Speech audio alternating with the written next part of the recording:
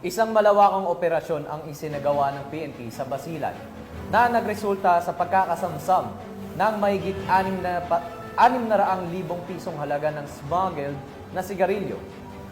Ang pagkakakumpiska ng smuggled cigarettes ay isang mahalagang hakbang sa pagsisikap ng pambansang pulisiya na pigilan ang pagpasok ng mga iligal na produkto sa ating bansa.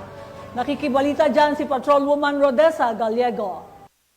Nasabat ang tinatayang 676,000 halaga ng smuggled cigarettes sa ikinasang operasyon sa Barangay Bagbagon, Lantawan, Basilan nito lamang ika-9 ng Setyembre taong kasalukuyan.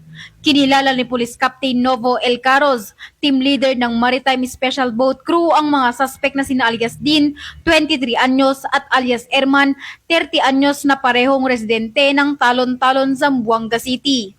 Bandang 4:15 ng umaga nang ikasa ang seaborne patrol ng mga otoridad ng Maritime Special Boat Crew katuwang ang Lantawan Municipal Police Station, Provincial Intelligence Unit, Basilan Police Provincial Office nang mamataan ng isang motorized pump boat MPB Black Army at kargado ng 40 na kahon ng Canon Menthol at 3 kahon ng Fort na smuggled cigarettes at tinatayang nagkakahalagang 676,000 pesos na nagresulta sa pagkakaaresto sa mga naturang suspect.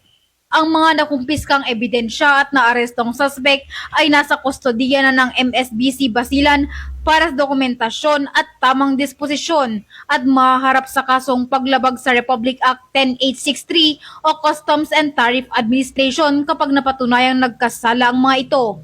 Ang matagumpay na pagkakakumpiska ng mga kontrabando ay nagresulta ng mas pinaigting ng Basilan PNP sa operasyon laban sa kriminalidad, police visibility at border control sa nasasakupang lugar. Dahil sa bagong Pilipinas, ang gusto ng pulis, ligtas ka.